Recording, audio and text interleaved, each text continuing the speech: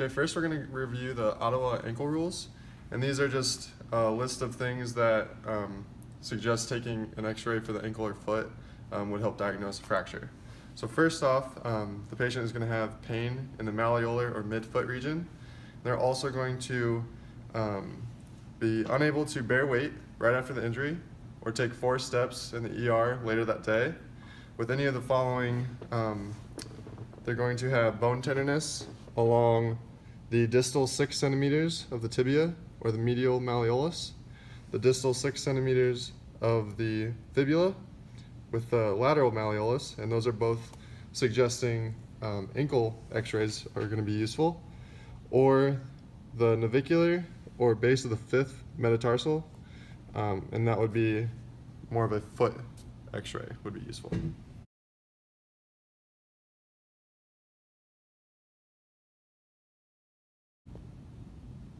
Next, we're going to review the test item cluster for patients with low back pain that would benefit from spinal stabilization.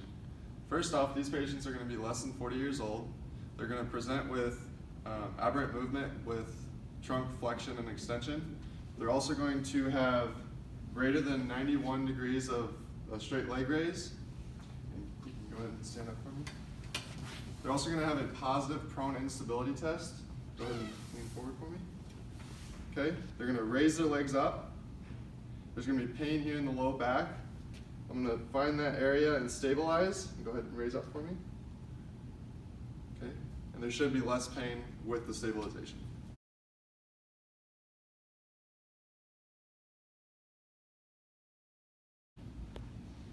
Next, we're going to review the test item cluster for patients that would benefit from spinal manipulation with low back pain. These patients are going to have symptoms less than 16 days. They're going to score an 18 or less on the FABQ work subscale.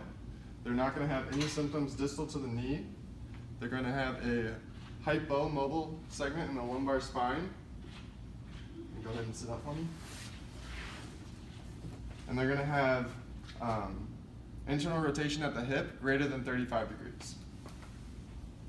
Okay, go ahead and rotate out. And 45.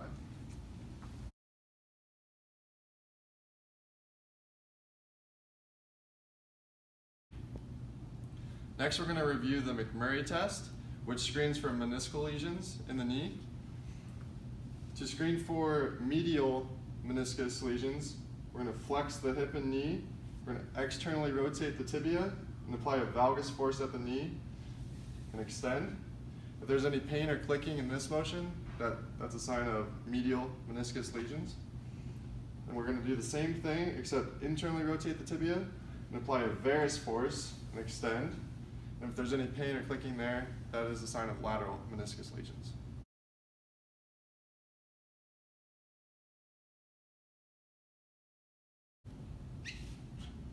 Alrighty, next we're going to do the anterior drawer test of the knee, which is used to screen for ACL incompetency.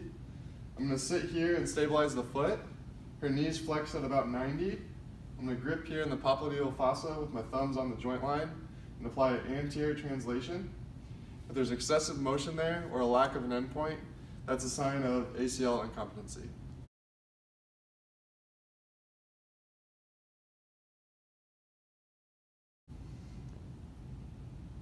Next, we're going to do the slump test, which is used to screen for neural tension in the lower extremity. I'm going to have our patient here slump down with their arms around her back. Go ahead and bring your neck down. We're going to extend the lower extremity and dorsiflex, and she should have symptoms there. And go ahead and raise your head up for me, and the symptoms will subside. And that's a positive sign for the slump test.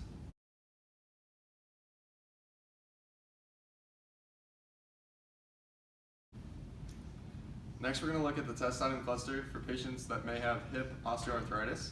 These patients are going to report pain during squatting, as well as pain during active hip flexion and active hip extension. These patients are also going to have pain during adduction during the scour test. So applying pressure here, going out. Okay. These patients are also going to have hip internal rotation less than 25 degrees. So go ahead and sit up for me.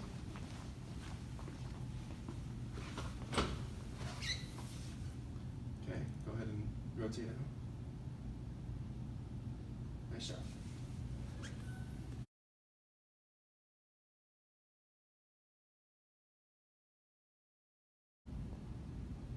Next, we're going to do the posterior drawer test of the knee, which is used to screen for PCL incompetency.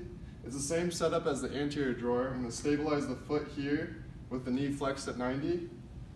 Grip here with the thumbs on the joint line and apply a posterior translation. If there's excessive motion there or a lack of an endpoint, that's a sign of a PCL incompetency.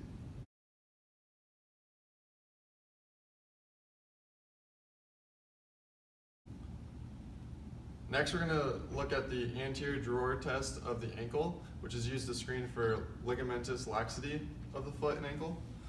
So I'm going to bring your foot into 10 or 15 degrees of plantar flexion, stabilize at the distal tibia, and apply a anterior translation at the rear foot. And if there's excessive motion there, that's a sign of ligamentous laxity of the ankle.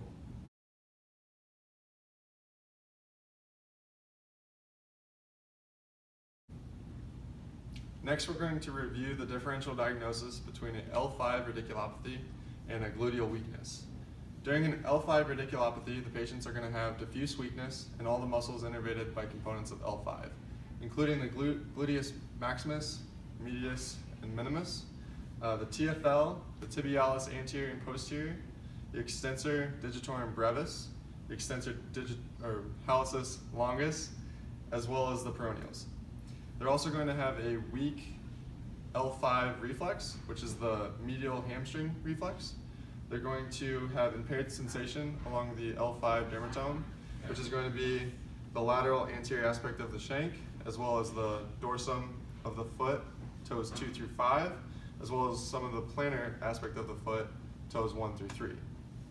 During a gluteal weakness, they're going to have isolated weakness in the glute max, med, and min, as well as weakness in the key muscle actions of those muscles, including hip abduction, hip extension, and hip external rotation.